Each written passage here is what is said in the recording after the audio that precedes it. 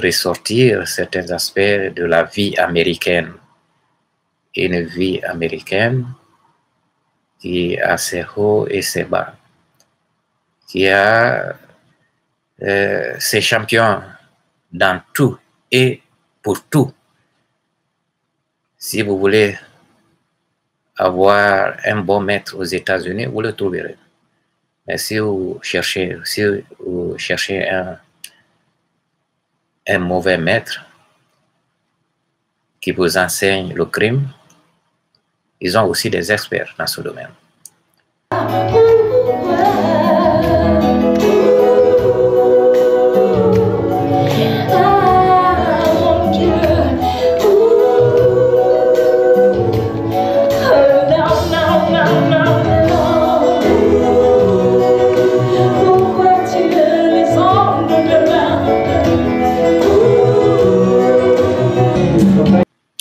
Donc aujourd'hui, nous allons aborder un autre aspect très important de la vie américaine.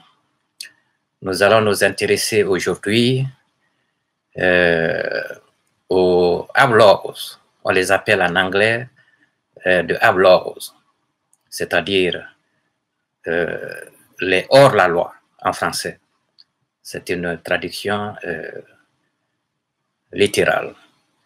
Donc, nous allons nous intéresser aux hors-la-loi, qui ont vécu, qui ont fait la loi dans ce pays et qui continuent à faire la loi dans ce pays. Le Justice Department, c'est-à-dire le département de la justice, a réussi à faire une classification de ce qu'on appelle les hors-la-loi. Donc, le département de la justice a classifié ces bandits de grand chemin, a qualifié ces criminels en 10 groupes. Donc, ils ont tenu compte de beaucoup de facteurs pour faire cette classification en 10 groupes. Ils ont classé le premier groupe. En anglais, on les appelle des mobsters. Des mobsters. En français, ça veut dire les gangsters. Les gangsters, ils étaient très célèbres, ils le sont toujours, mais ils étaient très actifs, plus actifs au XVIIIe siècle, jusqu'à la fin du XIXe siècle. Leur chef de file, il s'appelle Al Capone. Et généralement, dans ce groupe, ce sont des immigrés italiens, de la classe pauvre italienne qui a pu immigrer dans ce pays. Donc, ils sont très célèbres. Ils étaient très célèbres, ils étaient très actifs à New York, à Chicago, etc. Donc, le deuxième groupe, en anglais, on les appelle de racketeers and gamblers, c'est-à-dire en français, les racketteurs et les parieurs. Le pari apporte beaucoup de choses à des sens inverses, des sens criminels aussi. Et cela s'est prouvé dans ce pays-là. C'est pour cela que le département de la justice a retenu ce groupe qui s'appelle le groupe des racketteurs et parieurs. Le troisième groupe, toujours parlant de la classification du département de la justice, nous avons ce qu'on appelle en anglais de robbers. Cela veut dire en français les voleurs à main armée. Pardonnez-moi, les termes ne peuvent pas être toujours exacts. Ça dépend, ce sont des éléments culturels aussi. Mais on me demanderait en français, j'allais les appeler les voleurs à main armée. ou les voleurs aux mains armées. Mais comme c'est un crime qui est qualifié, on peut les appeler les voleurs à main armée. Ils ne viennent pas sans les armes. Hein. Donc ça, c'était le troisième groupe.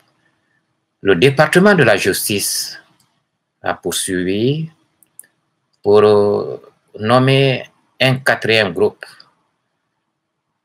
qu'on appelle en anglais les computer criminals, c'est-à-dire en français les criminels de l'ordinateur. C'est vrai, l'ordinateur a aussi des criminels, oui.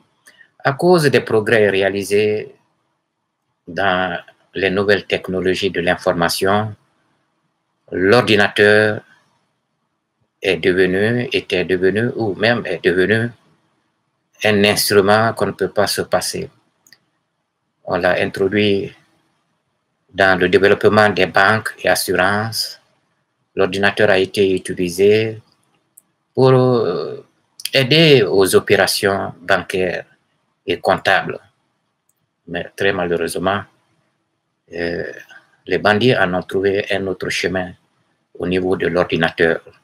C'est pour cela qu'il y a un groupe désigné aux États-Unis qu'on appelle les criminels de l'ordinateur. Donc, ils ont pu introduire des mots de passe. Ils ont utilisé des crimes au sein des opérations bancaires pour voler des sommes importantes d'argent à partir des banques, toujours par leur connaissance de l'ordinateur, parce qu'il y a des experts aussi. En Amérique, il y a des experts dans tous les domaines. Si vous cherchez un maître, vous allez le trouver pour bien faire, et vous pouvez trouver aussi un maître si vous voulez mal faire des choses. Donc ce quatrième groupe, on l'a appelé les criminels de l'ordinateur, computer criminals. Le cinquième groupe dans cette classification du département de la justice est de spies, c'est-à-dire en anglais de spies. Littéralement, en français, cela veut dire les espions, le groupe des espions.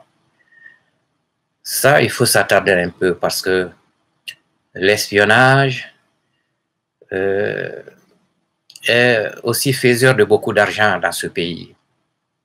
Pas seulement dans ce pays, mais dans l'ex-Union soviétique, en Chine, à Cuba, des gens, des nationaux, c'est-à-dire des Américains ou les Chinois et même les Cubains, les Russes, qui ont été utilisés, qui ont volé des informations industrielles dans leurs différents pays pour les vendre à d'autres pays. La plupart des cas, c'était entre les États-Unis et l'ex-Union soviétique, maintenant avec la Russie. C'était entre les États-Unis et la Chine.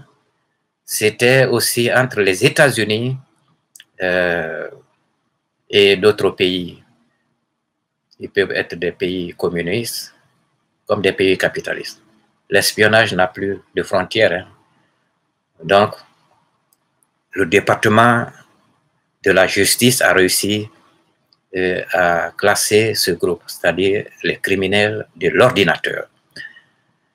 Le sixième groupe, je vais désigner, c'est le groupe qu'on appelle en anglais de swindlers. En français, cela veut dire les escrocs. Le groupe des escrocs. Ça fait rire, mais ça ne fait pas rire, ça ne fait pas vraiment rire parce que ce groupe est extrêmement dangereux. Ils savent comment s'adresser à une personne. Ils savent comment convaincre une personne. Ils savent comment attirer une personne dans les affaires louches. Ils ont le verbiage. le verbiage, j'allais dire. Ils savent comment s'adresser aux personnes. Et à les écouter, vous êtes à mesure de donner tout ce que vous avez comme secret. Donc, ils vont utiliser tout ça pour nuire les autres, pour nuire les financiers, pour nuire la société. Donc, les escrocs, ils sont très dangereux pour les économies du monde. C'est une menace réelle des économies. Donc, ça, c'était le 6e groupe. Le 7e groupe, on les appelle en anglais des terroristes. En français, le terme ne change pas tellement. Les terroristes. Les terroristes, ils se sont attaqués au bien public. Ils se sont attaqués aux bâtiments fédéraux. Ils se sont attaqués aux États-Unis, par exemple, aux tours jumelles de New York. Donc, ils sont très actifs, ces terroristes, j'allais dire, à travers le monde. Donc, nous allons vous citer un nom très célèbre aux États-Unis ici. Ce dernier qui a bombardé le bâtiment fédéral à Oklahoma. Il s'appelle McVeigh. McVeigh était un soldat américain, mais qui est devenu terroriste. Pour des raisons très précises, il s'est attaqué, il a bombardé tout un building, faisant plusieurs morts. C'est comme Ben Laden. Ça, c'était notre terroriste inoubliable à travers le monde, mais particulièrement aux États-Unis. Donc, il y a ce 7e groupe qu'on appelle le groupe des terroristes. Un autre groupe, je crois c'est le 8e, en anglais, on l'appelle le groupe de bandits et gangslangers, c'est-à-dire en français, les bandits et les manieurs d'armes. Ils se sont généralement attaqués aux fermiers pour voler leur bétail, leurs biens. Et se sont attaqués aux bars aussi. Mais l'accent est mis sur le maniement des armes. Ils connaissent comment utiliser le pistolet. Ils peuvent le manier au bout des doigts. Et généralement, ils étaient du Texas. Très célèbres aussi. Ils ont fait trop de victimes, d'ailleurs, parmi les paysans même. Et je crois le 9e groupe, en anglais, on l'appelle le groupe des bootleggers. Littéralement en français, ce sont les contrebandiers. Les contrebandiers. Parce qu'aux États-Unis, à un moment donné de leur histoire, particulièrement au XVIIIe et XIXe siècle, l'alcool n'était pas permis. Tout simplement parce que l'alcool était grand porteur de malheur dans ce pays. L'alcool a fait que les Américains ont perdu beaucoup de leurs fils. Donc, à cette époque, l'alcool était interdit. Pas aujourd'hui, hein. Mais les gens prenaient de l'alcool du Canada pour introduire aux États-Unis, du Mexique pour introduire aux États-Unis. Donc, beaucoup de gens se sont enrichis à travers ça. Donc, les contrebandiers, ils font partie de la classification du département de la justice.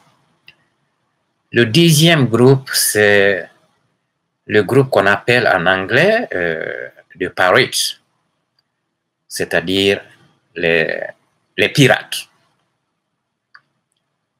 Les pirates, ils sont célèbres. Quand je parle de pirates, ce ne sont pas des pirates d'avion. Parce qu'en ce moment, c'était les bateaux. Les bateaux étaient beaucoup plus utilisés. Et à travers les bateaux, on transportait de l'or. À travers les bateaux, on transportait beaucoup de choses, beaucoup de richesses. Et ce sont ces bateaux qui étaient attaqués par les pirates. Ils se sont fait beaucoup d'argent dans ça. Et vous avez dû entendre parler d'un terme, les chiens de mer. C'est-à-dire, ils opèrent à travers les océans. Ils opèrent généralement sur l'océan Atlantique pour couper la route, pour barrer la route et s'attaquer aux bateaux avec tout leur contenu. Donc, une grande richesse a été créée aussi par ces bandits du grand chemin aux États-Unis. Donc, c'était l'essentiel de cet entretien, toujours pour ressortir certains aspects de la vie américaine.